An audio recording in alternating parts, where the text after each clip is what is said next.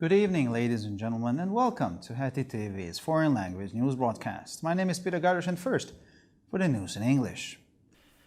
Israel will allow unvaccinated tourists to enter the country from the 1st of March after Prime Minister Naftali Bennett and Health Minister Nitzan Horowitz agreed on Sunday to lift a number of COVID restrictions.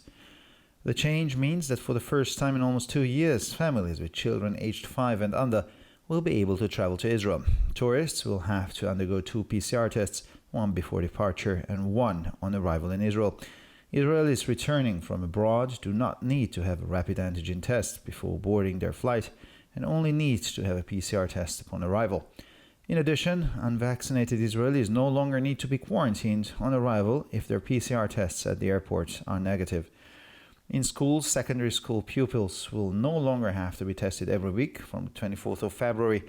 In primary schools, this obligation will be lifted from the 10th of March. The new deal negotiated between Iran and the world powers is shorter and weaker than the 2015 agreement on Tehran's nuclear program, said Prime Minister Naftali Bennett to cabinet members on Sunday. An agreement may be reached in the short term, said the Prime Minister at the start of this week's cabinet meeting as the parties negotiate in Vienna. We are preparing for the next day at all levels so that we can keep Israeli citizens safe on our own. The Israeli Prime Minister said that if the world re-signs the agreement without extending the expiry date, we are talking about an agreement for a total of 2.5 years. The measures in the original agreement restricting Iran's nuclear activities, which the US withdrew from in 2018, are set to expire in 2025, but it remains unclear whether the draft agreement will last for the same time frame. Since the 2015 agreement was signed, the Iranians have significantly increased their enrichment capabilities, said Bennett. The new agreement would buy us only 2.5 years, after which Iran can develop and deploy advanced centrifuges without restriction. The Belarusian defense minister said that the Belarusian-Russian military exercise, originally scheduled to last until Sunday, would be continued because of the escalating tensions over the conflict in the Ukraine. In view of the increasing military activity in the border areas and the worsening situation in the Donetsk region, the Belarusian and Russian presidents have decided not to end the exercise, said the Minister of Defense Viktor Khrenin. The joint exercise, originally scheduled to last 10 days and codenamed Allied Resilience 2022, was due to end on Sunday, but the latest decision means that Russian troops participating in the exercise will not be withdrawn from Belarus for the time being. The British monarch tested positive for the coronavirus on Sunday, Buckingham Palace announced. According to the British royal family's top office in London, Queen Elizabeth II, who is 96, has been on the throne for 70 years and has mild flu-like symptoms and will be on light duty at her Windsor residence for the next week. It was later revealed that the Queen's firstborn son, Crown Prince Charles, and Charles's wife, Princess Camilla of Cornwall, also tested positive for the coronavirus. And finally, for the weather in the evening, with the cold air moving in, there is a chance of snowfall here and there. Tomorrow, strong, sometimes even gusty winds are expected from the northwest. The temperatures will average around 0 to 3 degrees Celsius in the morning and 7 to 11 degrees Celsius in the afternoon hours. For further news, please visit our websites at www.hetitv.com or breuerpress.com. Thank you for your attention. So much for the news in English, and now for the news in German.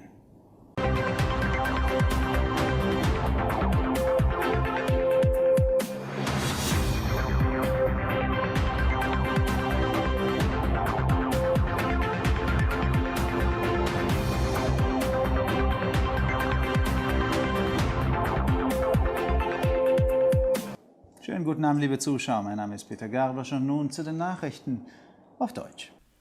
Israel wird ab dem 1. März auch ungeimpften Touristen die Einreise gestatten, nachdem Premierminister Naftali Bennett und Gesundheitsminister Nitzan Horowitz am Sonntag die Aufhebung einer Reihe von Covid-Beschränkungen beschlossen haben. Die Änderung bedeutet, dass zum ersten Mal seit fast 2 Jahren wieder Familien mit Kindern unter 5 Jahren nach Israel reisen können. Touristen müssen sich künftig 2 PCR-Tests unterziehen, einen vor der Abreise und einen bei der Ankunft in Israel. Israelis, die aus dem Ausland zurückkehren, müssen sich vor dem Abflug keinen Antigen-Schnelltest mehr unterziehen, sondern nur bei der Ankunft einen PCR-Test durchführen lassen. Außerdem müssen nicht geimpfte Israelis bei ihrer Ankunft nicht mehr in Quarantäne gehalten werden, wenn ihr PCR-Test am Flughafen negativ ausfällt.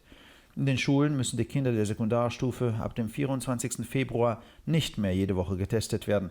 In den Grundschulen wird diese Verpflichtung ab dem 10. März aufgehoben. Das neue Abkommen, das zwischen dem Iran und den Weltmächten ausgehandelt wurde, sei kürzer und schwächer als das Abkommen von 2015 über das iranische Atomprogramm, sagte Premierminister Naftali Bennett am Sonntag vor den Kabinettmitgliedern. Eine Einigung könnte kurzfristig erzielt werden, sagte der Premierminister zu Beginn der Kabinettssitzung dieser Woche, während die Parteien in Wien verhandeln. Wir bereiten uns auf allen Ebenen auf den nächsten Tag vor, damit wir die Sicherheit der israelischen Bürgerinnen und Bürger aus eigener Kraft gewährleisten können. Der israelische Premierminister sagte, dass wenn die Welt das Atomabkommen erneut unterzeichnet, ohne das Laufdatum zu verlängern, wir über ein Atomabkommen für insgesamt 2,5 Jahre sprechen können. Die Maßnahmen des ursprünglichen Abkommens zur Beschränkung der nuklearen Aktivitäten des Iran, aus dem die USA 2018 ausgestiegen sind, laufen 2025 aus. Aber es ist unklar, ob der Entwurf des Abkommens für diesen Zeitraum gelten wird. Seit der Unterzeichnung des Atomabkommens 2015 haben die Iraner ihre Anreicherungskapazitäten erheblich gesteigert, so Bennett. Das neue Abkommen würde uns nur 2,5 Jahre verschaffen, nach denen der Iran fortschrittliche Zentrifugen ohne Einschränkungen entwickeln und einsetzen könnte.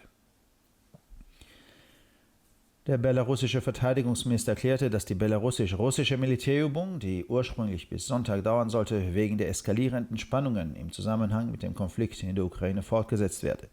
Angesichts der zunehmenden militärischen Aktivitäten in den Grenzgebieten und der sich verschlechternden Lage in der Region Donetsk haben der belarussische und der russische Präsident beschlossen, die Übung nicht zu beenden, sagte Verteidigungsminister Viktor Renin.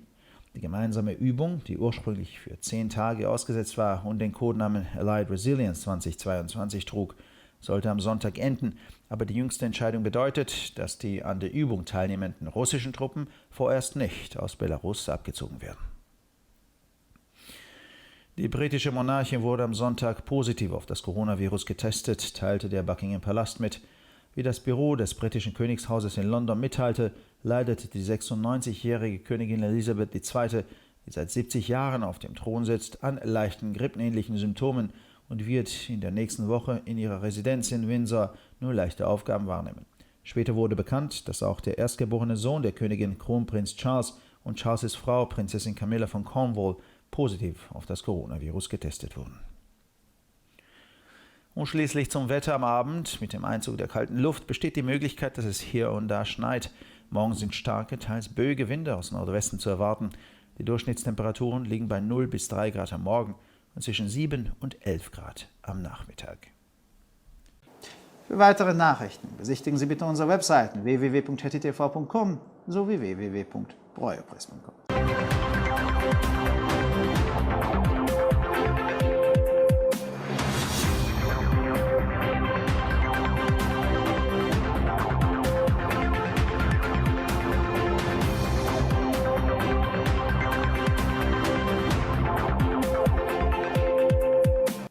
שלום וערב טוב, כאן ציפי בוכמן וילדבאום עם החדשות בעברית.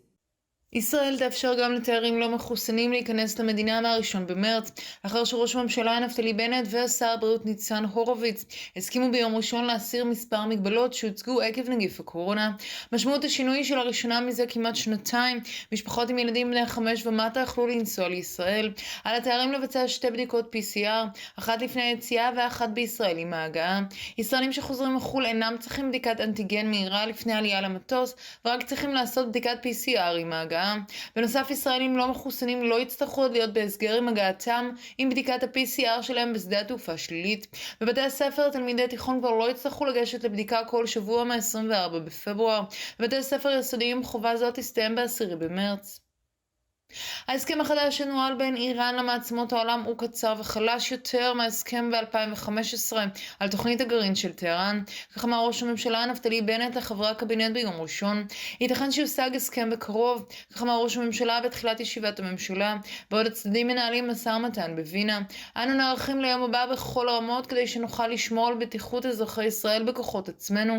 לדברי ראש ממשלת ישראל, אם העולם יחתום מחדש על ההסכם מבלי להאריך את תאריך התפוגה, מדובר בהסכם לשנתיים וחצי בסך הכל. הצעדים המגבילים את פעילותה הגרעינית של איראן בהסכם המקורי, ממנו פרשה ארצות הברית ב-2018, יפוג ב-2025, אך עדיין לא ברור אם טיוטת ההסכם תצמד לאותה מסגרת זמן. מאז החתימה על הסכם 2015, האיראנים הגדילו משמעותית את יכולות ההשערה שלהם, כך אמר בנט. ההסכם החדש ייתן לנו 2.5 בלבד, ולאחר מכן תוכל איראן לפתח ולפרוס צנטריפוגות מתקדמות ללא הגבלה. התרגיל הצבאי הבלרוסי-רוסי שתוכנן במקור להסתיים ביום ראשון יימשך עקב הסתמה של המתיחות סביב הסכסוך באוקראינה, כך אמר שר ההגנה הבלרוסי. לאור הפעילות הצבאית הגוברת באזורי הגבול והחמרה במצב באגן דונייצק, נשיאי בלרוס ורוסיה החליטו שלא לסיים את התרגיל הצבאי, כך אמר השר ויקטור הניאנן. התרגיל הצבאי המשותף שתוכנן במקור ל10 ימים היה אמור להסתיים ביום ראשון, אך לפי ההחלטה האחרונה חיילים רוסים המשתתפים בתרגיל לא יעזבו עדיין את בלרוס. בדיקת נגיף הקורונה של המלכה הבריטית ביום ראשון הייתה חיובית, כך הודיע ארמון בקינגהאם. לפי המשרד הלונדוני, מספר אחת של משפחת המלוכה הבריטית, המלכה אליזבת השנייה, שנמצאת על כס המלכות בבריטניה כבר 70 שנה, יש תסמינים קלים דמויי הצטננות והיא תמשיך ללוז רגוע בשבוע הבא בביתה בווינזור. מאוחר יותר התברר כי בני הבכור של המלכה, צ'ארלס וראש העצר, ואשתו של צ'ארלס, הנסיכה קמילה מקונוול, גם כן קיבלו תוצאות חיוביות בבדיקת נגיף הקורונה. ועכשיו נעבור לתחזית מזג האוויר. בערב עם כניסת אוויר קר, המשקעים יכולים להפוך זמנית לגשם מעורב עם שלג. מחר תהיה רוח צפונית חזקה ולעיתים סוערת. הטמפרטורות הממוצעות יהיו בין 0 ל-3 מעלות בבוקר ובין 7 ל-11 מעלות אחר הצהריים. לחדשות נוספות, אנא בקרו באתרי האינטרנט שלנו, etitv.com או broyerpress.com. עד כאן החדשות, תודה שהייתם איתנו ושיהיה המשך ערב נעים.